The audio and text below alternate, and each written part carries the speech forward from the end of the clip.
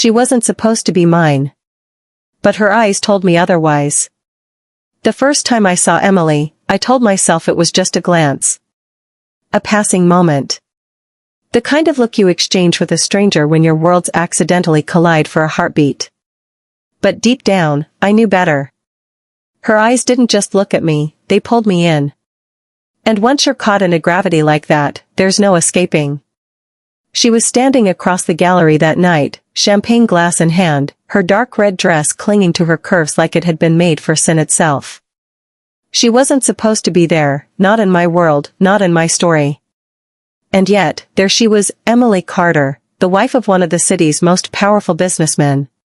She wasn't supposed to be mine. But her eyes told me otherwise. I tried to play it cool, to look away, to pretend I hadn't just drowned in the storm of her gaze. But when she walked toward me, slow and deliberate, every nerve in my body lit up like a fuse. "You don't belong here," she said, her voice low and teasing, as if we already shared a secret. "And you do?" I asked, raising an eyebrow. She smirked, sipping her champagne before leaning just close enough for her perfume, jasmine and something darker, to make my head spin. "I belong wherever I decide to stand." Those words stayed with me. Long after the party ended, long after she slipped away with her husband at her side, I couldn't shake them. Or her. Days passed, then weeks. And then one evening, fate, or maybe something far more dangerous, brought her back. I was walking home late, the city buzzing in its usual restless hum, when a sleek black car slowed beside me. The tinted window rolled down, and there she was, Emily. "Get in," she said. I should have walked away. I should have ignored the hunger in her eyes. But I didn't. The car door shut behind me, sealing my choice. She leaned close, her lips only inches from mine, whispering, "You've been haunting me." "You're married," I said, my voice rough, my heart hammering. Her laugh was soft, dangerous. "And you're not the type to care." And she was right. Because when her mouth finally crushed against mine, hot and desperate, I didn't think about consequences. I only thought about her. The hotel room was quiet except for our breathing, ragged and hungry. Her hands roamed my body like she'd been waiting years for this moment, and maybe she had. The way she kissed me, the way she pulled me closer, it wasn't gentle. It was raw, reckless, and bold.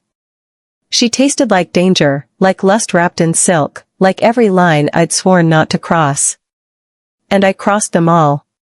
Her dress hit the floor, her body pressed against mine, her nails digging into my skin. Every kiss burned deeper, every touch left me craving more. She wasn't a stranger anymore, she was an addiction I couldn't resist.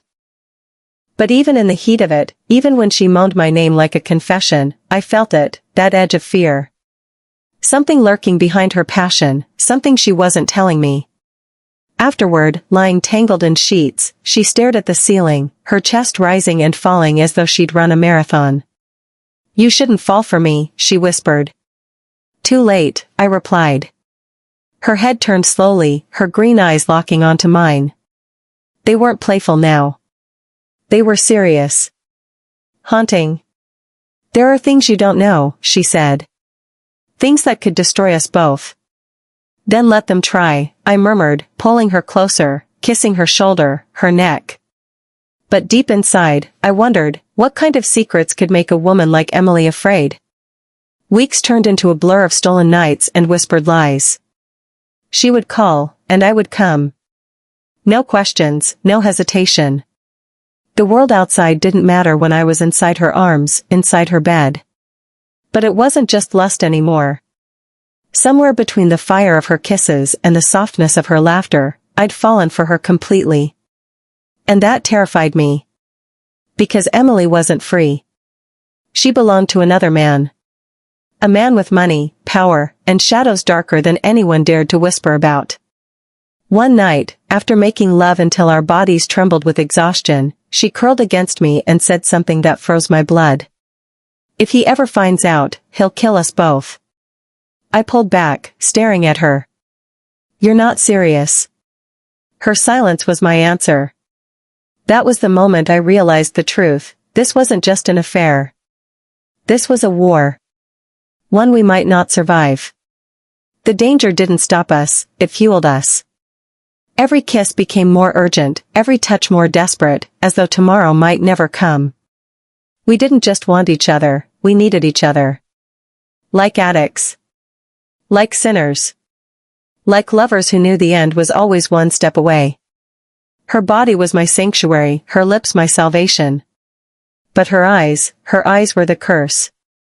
Because they told me she was mine, even when everything else screamed she wasn't. The night it all came crashing down started like any other. Emily called, her voice trembling in that way it always did when she needed me more than anything.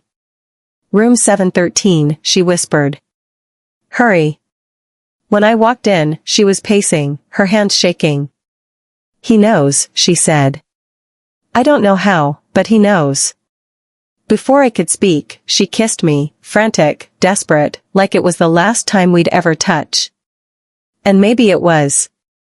Her lips bruised mine, her nails clawed down my back, her body pressed against me like she wanted to leave marks, proof that we had existed, that we had been real. I'd rather die with you, she whispered between kisses, than live another day without this. And God help me, I believed her. The door slammed open. We froze, tangled in sheets, our bodies exposed, our sins undeniable. And there he stood, her husband. His eyes weren't filled with surprise. They were filled with rage. And something darker. Emily clutched me tighter, her body trembling. Run, she whispered. But I didn't. Because in that moment, with her eyes locked on mine, I knew one thing for certain. She wasn't supposed to be mine. But she was. And I would fight the world, her husband, even death itself, to keep her. I don't know what will happen tomorrow. I don't know if we'll survive the storm we've unleashed. But tonight, as she lies beside me, her body warm against mine, her eyes still whispering that dangerous promise, I know I'll never let her go.